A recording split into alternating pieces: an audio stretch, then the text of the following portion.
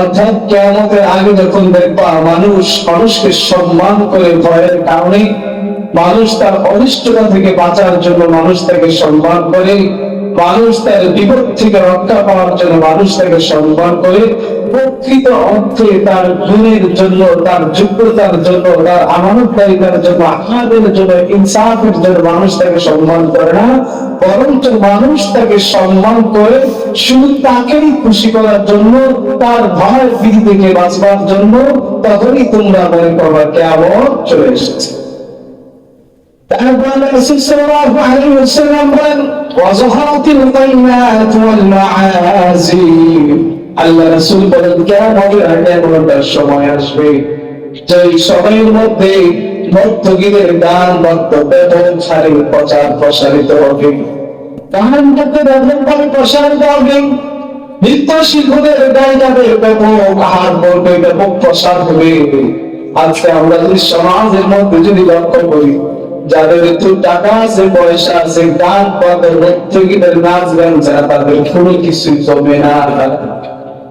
সারা প্রতিষ্ঠান যারা প্রতিষ্ঠান থেকে শুরু করে রাষ্ট্রীয় সর্বোচ্চ পর্যায়ে যতগুলো অনুষ্ঠান দেখবেন, একটা অনুষ্ঠান আমি কারিমে তেলাওয়াত দিয়ে শুরু হয় না, সবগুলো অনুষ্ঠান শুরু করে নর্তকীদের গান বাদ্যের মাধ্যমে। অথচ আল্লাহ রাসূল সাল্লাল্লাহু আলাইহি ওয়াসাল্লাম বলেন, কিয়ামতের আগে আগে বড় বড় কিছু ভয়ঙ্কর জমিনের মধ্যে ভূমিকম্প হবে।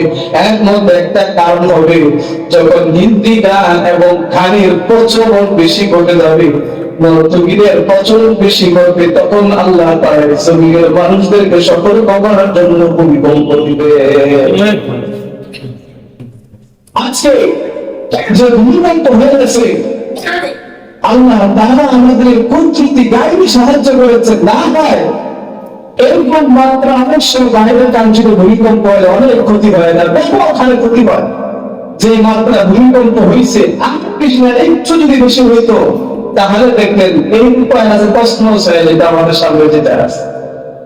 তারপরে তো অনেক জায়গায় অনেক দুর্ঘটনা ঘটেছে। আমরা সবাই দোয়া করি আল্লাহ যারা আহত হয়েছেন, নিহত হয়েছেন, সবাইকে আল্লাহ তাআলা উচ্চ মাকাম দান করুন।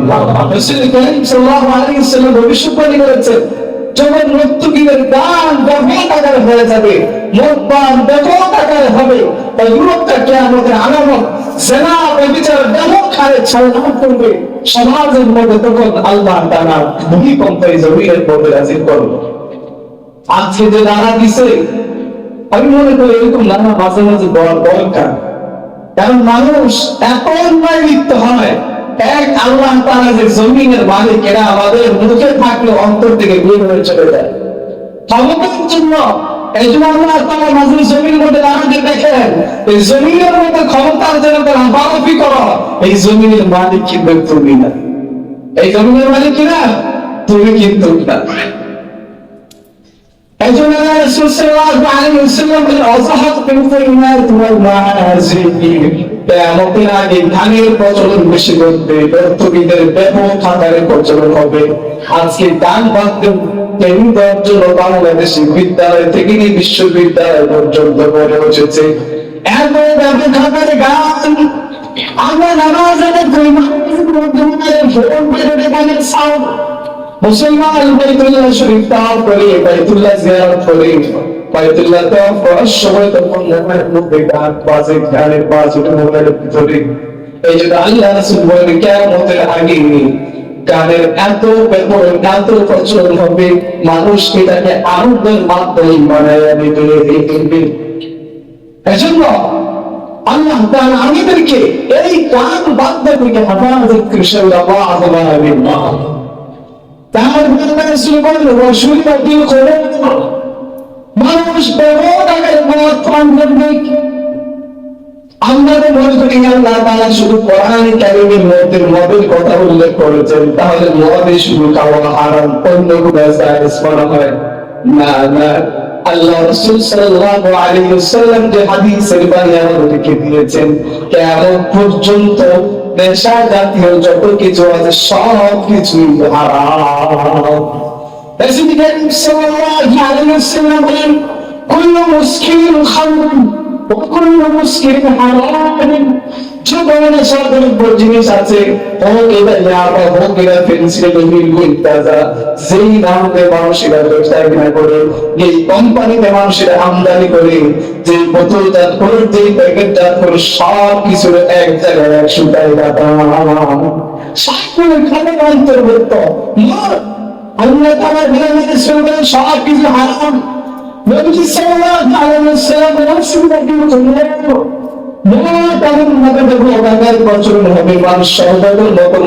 যে আজকে আমাদের মুসলমান সমাজ এত পরিমাণ মদ পান করে বিদেরকে পর্যন্ত মানুষ ছাড়া দিয়েছে।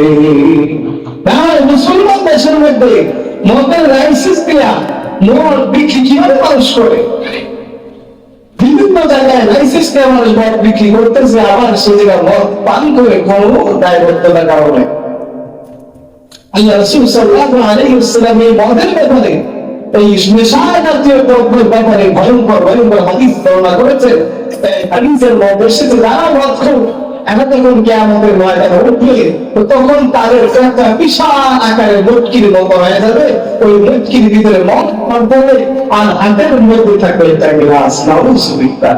একটা মানুষের সাধারণত কারো যদি পেটের সমস্যা হয়, পেটটা যদি ফুলে যায় বিভিন্ন রোগের কারণে মানুষের কি অবস্থা হয়, আর আল্লাহ আপনারা বিশাল মুটকি আকারে তৈরি করে দিবেন তার পেটটা, আর সবগুলো কিন্তু মদ থাকবে এমন কারণে গ্লাস।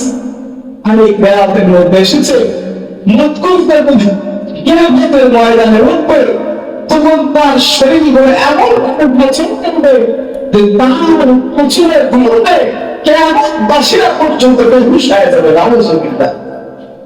আমি হাদিসের মধ্যে এমন শুনলেন যারা দুনিয়ার মধ্যে মদ পান করবে আল্লাহ তাআলা তাদেরকে তিনাতুল খামাল পান করাবেন। আল্লাহ রাসূল সাল্লাল্লাহু আলাইহি ওয়াসাল্লাম কে সাহাবায়ে কেরাম জিজ্ঞেস করেন, ইয়া রাসূলুল্লাহ মা তিনাতুল খামাল, পয়গম্বর তিনাতুল খামালে যাওয়ার কোন জিনিস? আল্লাহ রাসূল বলেন মানুষের শরীরের মধ্যে যে ফোড়া হয়, এটা যেভাবে রক্ত ভূমি যেভাবে বের হয়, এরকম জাহান্নামীদের রক্ত গলিত পুরুষগুলা আল্লাহ তাআলা বিশুদ্ধ বানাইয়া তারপরে ওই মদখোরদেরকে পান করতে দিবে। নাউযুবিল্লাহ। এজন্য আমরা সবাই সমস্ত নেশা জাতীয় জিনিস থেকে আল্লাহ তাআলা আমাদেরকে রক্ষা করুন। সাল্লাল্লাহু আলাইহি ওয়াসাল্লাম। আমরা যারা এই জাতীয় অবস্থা আছি, অনেকে গোপনে খায়, পরিবার পর্যন্ত জানে না, অনেকে প্রকাশ্য খায়, আবার আমরা যারা বিড়ির প্রতি আসক্ত আছে, এই সবগুলো কিন্তু একই জিনিস। অনেকে বিড়ি খাওয়ার করে, বিড়ি খাওয়া তো হারাম না, বিড়ি খাওয়া জায়েজ করে কোন মুসিবত চলতেছে?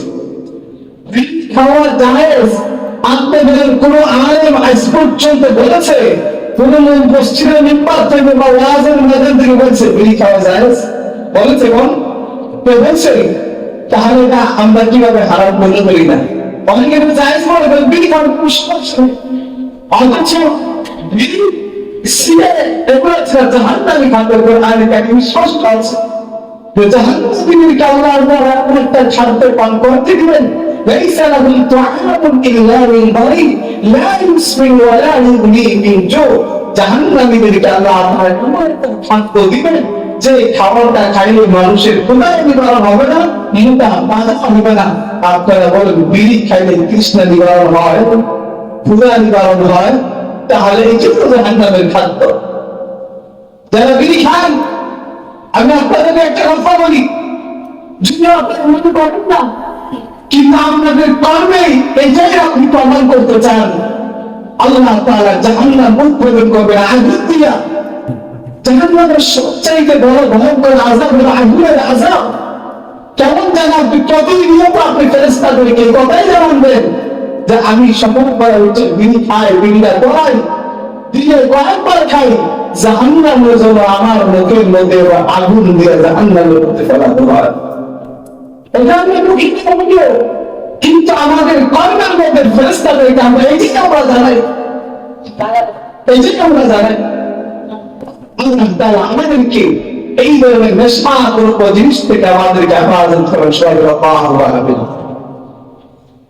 তারপরে কেরামত আল্লাহ রাসূল বলেন ওয়ানুবিনা আখিরু হাদিহি উম্মতি আউয়ালুহা, কিয়ামতের আগে এমন একটা সময় আসবে যে সময়ের মধ্যে পরবর্তী প্রজন্মের মানুষ পূর্ববর্তী মানুষদেরকে অভিশাপ করবে।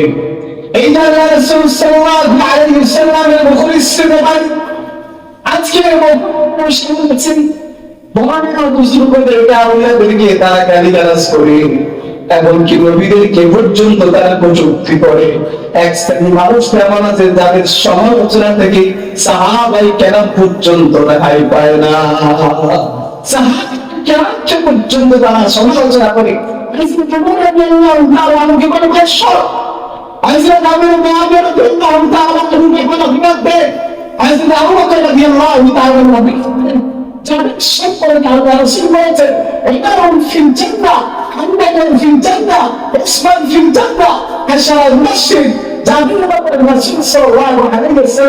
দুনিয়ায় থাকতে জান্নাতের সাবিয়ান দিয়েছেন যারা জমিনে তাদের সাহাবী, তাদেরকে নিয়ে পর্যন্ত এক শ্রেণী মুসলমান আছে তাদের ব্যাপারে সমালোচনা করতে, তাদের ব্যাপারে মিথ্যা আনাতে কোনো দ্বিধাবোধ করে না, কোনো দ্বিধাবোধ করে না।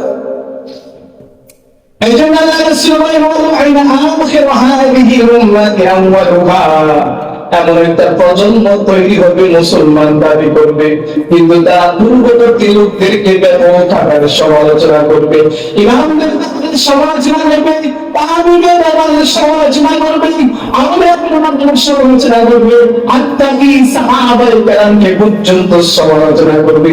আল্লাহ রাসূল সাল্লাল্লাহু আলাইহি ওয়াসাল্লামের বাণী এই ভবিষ্যৎ এখন জামানার মধ্যে পঙ্ক আদায় হচ্ছে। আল্লাহ রাসূল সাল্লাল্লাহু আলাইহি ওয়াসাল্লাম কিয়ামতের যে 13টা ভবিষ্যৎবাণী জমিনের মধ্যে বলে গিয়েছিলেন তার পঙ্করা কিন্তু সব আদায় হয়ে গেছে। এক নম্বরে আল্লাহ রাসূল সাল্লাল্লাহু আলাইহি ওয়াসাল্লাম বলেন অর্থাৎ মানুষ রাষ্ট্রের সম্পদকে গরিবত মনে করবে,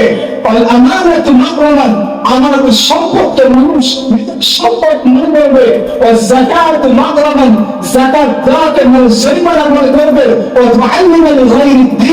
دين ألم تشكر الدنيا والتشر وأرجع الرجل إمرأته وأقطع أمة بلش مارش ما يغلط هذا استيراد غلط هذا وأنا سرقه وأسمع هذا কিছু মানুষ তার বাবাকে খুব সম্পর্কে বলে দেখবে, কিছু কাছের প্রতিবেশী মানুষকে বন্ধু বান্ধবকে মানুষ হঠাৎকে মনে করবে, অসহনাতিল আসওয়াতুল মাসাজিদ মসজিদ বলবে হয় বলবে শুরু করে দিবে, আসাইদাল কাবিজাতু ফাসিকুহুম ফাসিক পাঞ্জাল কবির হবে, পানিষ্ঠমান শ্রেণী হবে না পানিষ্ঠমান শ্রেণীর মেম্বার হবে, অজাহারাতিল কাইনার অকানা জাইমুল কওম আসরুহুম, এমন নিচু শ্রেণীর মানুষ যাদের কিন্তু আল্লাহ তাআলার ভয় নাই, আমল বলতে নাই, খোদার ভীতি নাই, এরা রাষ্ট্রের বড় বড় জায়গাগুলোর মধ্যে বসে।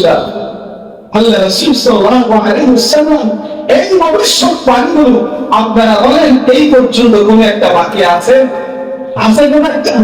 আপনার দৃষ্টি থেকে বাকি আছে? আমার দৃষ্টিতে একটাও বাকি নেই। আমি কি রাসূল কারীম সাল্লাল্লাহু আলাইহি ওয়াসাল্লাম কিয়ামত সম্পর্কে কিছু এই 13টা ছাড়া আরো ভয়ঙ্কর ভয়ঙ্কর হাদিস যেগুলো বর্ণনা করে গেছেন সেই আলামতগুলো পর্যন্ত এই জমিনের মধ্যে আসা বাকি নাই। রাসূল কারীম সাল্লাল্লাহু আলাইহি ওয়াসাল্লাম একবার বলেন সিনফান মিন নার জাহান্নাম লাম আরাহুমা, ও সাহাবীরা শোনো কিয়ামতের আগে দুইটা দল বের হবে যাদেরকে আমি এখনো পর্যন্ত দেখি নাই। অকওমুন মা'হুম, এক শ্রেণীর মানুষ হবে তারা মানুষদেরকে বহাল করবে, মানুষদেরকে ক্ষমতা বলে মানুষদের উপর অত্যাচার করবে, আল্লাহ তার সন্তুষ্টি তারা বলে বেড়াবে। মানুষ এমন যাদের মানুষ শারীরিক পর্যন্ত করতে পারবে না, দেহের বিচার মানুষ তারা পাবে না, এমন শ্রেণীর মানুষ বের হবে, আল্লাহ তার অসন্তুষ্টির মধ্যে ঘুরে বেড়াবে। তবে আমি দেখি নাই এমন একটা প্রজন্ম এই জমিনের মধ্যে আসবে। আশা কি বাকি আছে বলেন? রাসূল কারীম সাল্লাল্লাহু আলাইহি ওয়াসাল্লাম ভবিষ্যৎবাণী আমাদের ঠিক থাকবে, এটা মানুষের উপর অত্যাচার করবে, আজকে যদি ইসলাম মানবতা, এটা সবাই মানবতার স্লোগান দেয়, বিশেষ করে আমাদের আমেরিকান অথচ মানবাধিকার লঙ্ঘন সবচাইতে বেশি অন্যায় বেশি করে। আজকে যদি মানবাধিকার যদি লালন করতো থাকতো তাহলে আজকাল মুসলমান আজকে বাংলাদেশে বসবাস করতো না, মুসলমান আজকে নির্যাতিত হতো না, ফিলিপাইনে মুসলমান আজকে নির্যাতিত থাকতো না, তারপরে কাশ্মীরে মুসলমান নির্যাতিত থাকতো না, মুসলমান নির্যাতিত হতো না, ফিলিস্তিনের মুসলমান আজকে নির্যাতিত হয়ে থাকতো না যদি মানুষরা তাদের ভিতরে থাকতো। এই জন্য আল্লাহ রাসূল বলেন এমন একটা দল আবির্ভাব হবে যাদের আমি দেখি নাই, কিন্তু এরা মানুষদের উপর অত্যাচার জুলুম করবে, আল্লাহ তাআলা অসন্তুষ্টি ক্রোধ নিয়ে তারা ঘুরে বেড়াবে। তারপর আল্লাহ রাসূল বলেন ওয়ানিসাউন কাসিয়াতুন আরিয়াতুন, এমন এক শ্রেণীর নারী বের হবে যে নারীরা পোশাক পরিধান করে ওরা উলঙ্গ থাকবে। পোশাক পরিধান করবে তারপরে উলঙ্গ। মুহাদ্দিসিনে কেরাম হাদিসের ব্যাখ্যা করেন যে পোশাক উলঙ্গ হওয়ার অর্থ হলো তিনটা।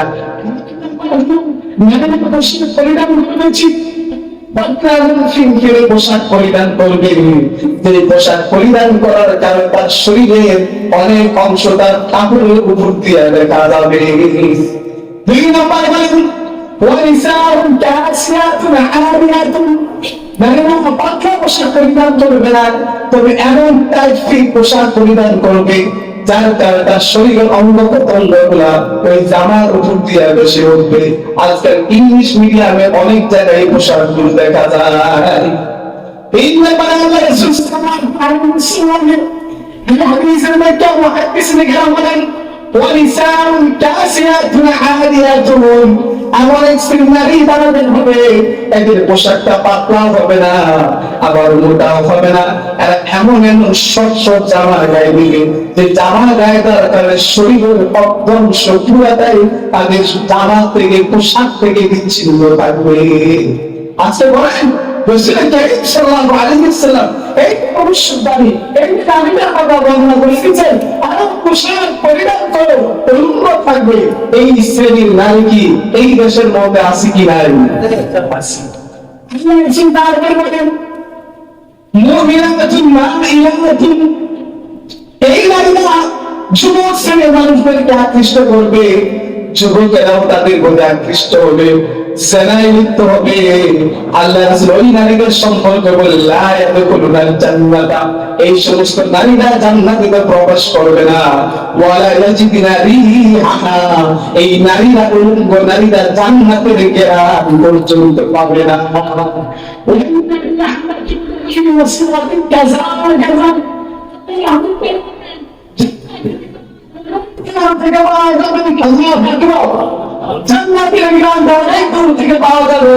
তবে এই সমস্ত নারীরা যারা পোশাক পরে উলঙ্গ থাকে এমন জান্নাতে তো যাবে না, বরঞ্চ জান্নাতের ঘ্রাণ পর্যন্ত ওরা পাবে না। নারী জাতি সৌন্দর্যকে আল্লাহ নারীরা তাদের সৌন্দর্যকে প্রকাশ করবে না, সৌন্দর্য গোপন করবে। আব্দুল্লাহ আব্বাস রাদিয়াল্লাহু নারী জাতীয় উত্তরণ আরাম করবে, নিজেদের সম্পর্কে হেফাজত করবে, না হয় নারীদের যখন তারা উত্তরণ করে অস্বাভাবিক পোশাক করে যখন রাস্তার মধ্যে বের হয়, আল্লাহ রাসূল বলেন শয়তান তখন তাদের মধ্যে উঁকি মারে। শয়তান কি মারে? এই জন্য আল্লাহ রাসূল সাল্লাল্লাহু আলাইহি ওয়াসাল্লাম হাদিসের মধ্যে বলেন যে কোন বেগানা নারীর দিকে হেঁটে যাওয়া, তার দিকে হেঁটে যাওয়া পায়ের সিনা, বেগানা নারীর সাথে কথা বলা এটা মুখের সিনা, বেগানা নারীর সাথে তার হাত দেওয়া হাতের সিনা, তার কথা শোনা টিভির সিনা, বেগানা নারীর চিন্তা ভাবনা করা এটা কলমের সিনা। অর্থাৎ একজন নারীর দিকে তাকাবেন একজন চিন্তা সিনা হবে, বেগানা নারীর কথা শুনবেন সিনা হবে, তাকে স্পর্শ করবেন হাতের সিনা হবে, তাকে চিন্তা ভাবনা করবেন অন্তরের সিনা হবে। আল্লাহ রাসূল সাল্লাল্লাহু আলাইহি ওয়াসাল্লাম হাদিস বর্ণনা করেছেন নারীদের ব্যাপারে। আচ্ছা এক শ্রেণীর মানুষ পায় তো নারীদেরকে গতকালকের এক ঘটনা ফেসবুক তাহবিলের প্রায় বিশাল একটি আমার কাছে আসছে, এদেরকে আসার দাওয়াত নিয়ে আসছে আমার কাছে। তা আমি আগে অনেক কথা শুনলাম, 21-22 মুসলমান আসলে পারে বেরোত, এখন পিছনে বলতে পারে না তুমি ইসলাম কি না বুঝতে পারছি। এমন একটা বই বেড়া ইসলাম শিখাই, আমি তাদের পুঁজিতে দূরে আছে আরো লাগাই আমি শুনছি, দেখি কত লোক আমার বলে এরা।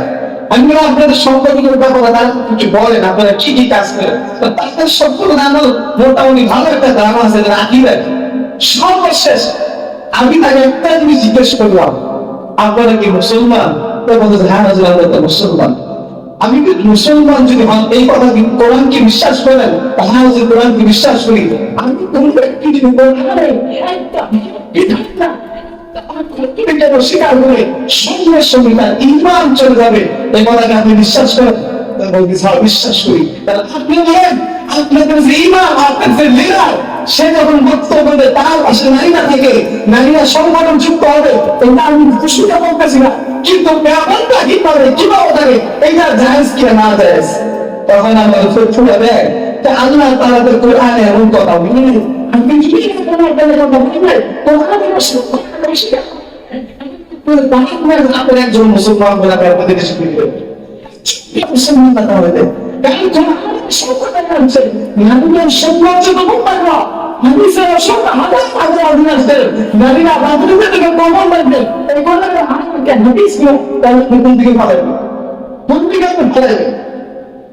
আল্লাহ তাআলা আমাদেরকে হেফাজত করে। আল্লাহু আমিন। রাসূল কারীম সাল্লাল্লাহু আলাইহি ওয়াসাল্লাম এই ভবিষ্যৎবাণীগুলো, রাসূল কারীম সাল্লাল্লাহু আলাইহি ওয়াসাল্লাম কিয়ামত সম্পর্কে যে ভবিষ্যৎবাণীগুলো এই উম্মতের জন্য করে গেছেন, শুধু কিয়ামত ভবিষ্যৎবাণী নয়, আরো ভয়ঙ্কর ভয়ঙ্কর ভবিষ্যৎবাণী করে গেছেন। আল্লাহ নবী সাল্লাল্লাহু আলাইহি ওয়াসাল্লাম একদিন মসজিদে পাকার দিয়ে যাচ্ছেন, দেখেন সাহাবায়ে কেরাম কিছু আলোচনা করতেছেন। আল্লাহ রাসূল বলেন, তোমরা কি সম্পর্কে আলোচনা করতেছো?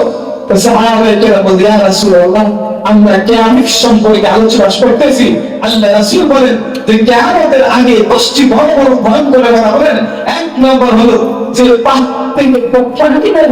যে প্রাণী বলবে, মানুষের সাথে কথা বলবে, সারা পৃথিবীর মধ্যে ভালো তিনটা ভূমিকম্প হবে। আসফুন ফিল মাশরিক, আসফুন ফিল মাগরিব, পশ্চিম এবং পূর্বে, আসফুন ফি জাজিরাতিল আরব, জাজিরাতুল আরবের ভিতরে কিয়ামতের পূর্বে বড় বড় তিনটা ভয়ঙ্কর ভূমিকম্প হবে।